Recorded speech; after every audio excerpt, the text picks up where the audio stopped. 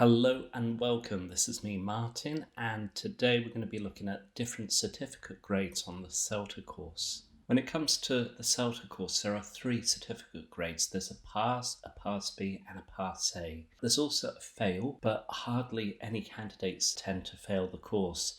The majority of trainees pass the CELTA course, and for those which are not really suited for the CELTA course, they're recommended to leave. Those that are unwilling to leave or unwilling to be recommended to leave, they usually fail the course. Obviously, the vast majority of trainees achieve a pass, which is very respected and will be recognised. Some candidates get a Pass B and the few get a Pass A. Now, I'm going to be breaking down the differences between a Pass B and a Pass A. And there's four areas which are looked into when it comes down to a Pass B and a Pass A. And the first area is planning. So this is lesson planning. When it comes down to planning, there are a couple of things when you get a pass.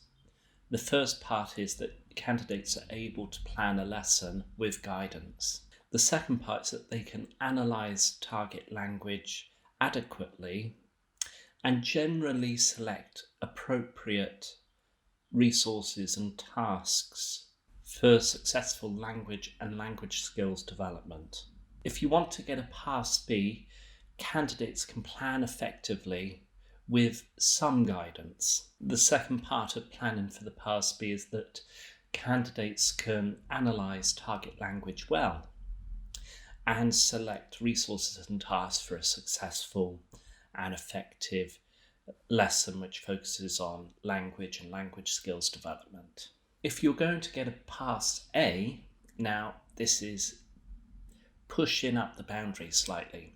Candidates can plan effectively with minimal guidance. So the candidates are there, they focus very heavily on the lesson planning with very minimal support or guidance from the trainers. They can also analyse target language thoroughly and select appropriate resources and tasks for successful language and language skills development. When it comes down to the second element of the CELTA course, which is teaching, candidates will be able to deliver effective language and skills lessons using a variety of teaching techniques to some degree of success. But when you look at the Pass B and the criteria for teaching, candidates will be able to deliver effective language and skills lessons using these variety of teaching techniques successfully. If you're looking for a Pass A, it's exactly the same for a Pass B. There's very little difference between a Pass A and a Pass B.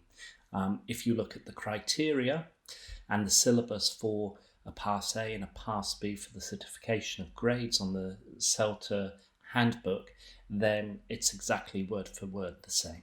Now, the third element for the CELTA assessment is awareness of learners. So you could be very good at planning, you could be very good at teaching, but then you might not be very good at the awareness of your learners. If you want to pass this element of the CELTA course, then candidates need to show an awareness of learners and some ability to respond so that the learners benefit from the lessons. However, if you want to get that Pass B, that grade B, you need to show good awareness of learners and can respond so that learners benefit from the lessons. And if you're a Pass A, you need to show very good awareness of the learners, and then this awareness will effectively inform you what you should be teaching in your teaching practices. So it's very important that you focus heavily on the learners and what the learners will benefit from the lessons if you want to get that Pass A.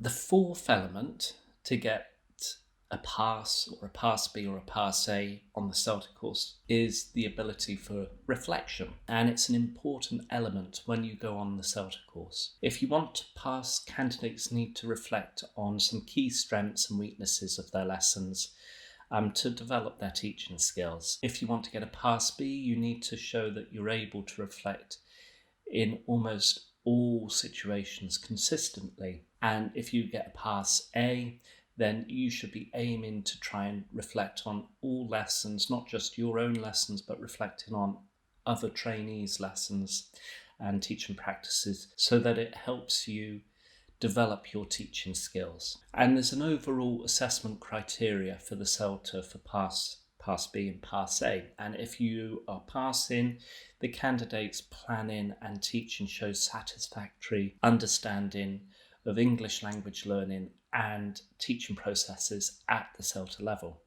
Now, if you're getting a Pass B, candidates' planning and teaching show good understanding of English language learning and teaching at this CELTA level. If you want to get a Pass A, then candidates need to show excellent understanding of English language learning and teaching processes at the CELTA level. So there's very clear distinctions between a Pass B and a Pass A with this certification grade. Now, obviously there's a fail, and the fail is basically when the trainees and the candidates are unable to get into that pass descriptors. And obviously the final element of failing the course is if you don't do the written assessments. We'll have a look at the written assessments in the future, but I hope this video helped you with the clear distinction between the different pass bands. But we're not going to be looking at whether a Pass A makes a better teacher than a Pass B teacher, or a Pass makes a better teacher than a Pass A, because that's not the point of this video. I just wanted to have a look at the different grading criteria and assessment criteria for different passes on the CELTA course. I hope you found it helpful, and if you did find it helpful, please hit that like button, hit the subscribe button and the notification bell and all that sort of bits and pieces. If you want to leave a comment, or if you have any questions about the CELTA course, then please comment below. I'll be happy to help. And thank you ever so much for tuning in, and I'll see you next time with another teaching or CELTA related video soon. Okay, take care and happy teaching. Bye bye.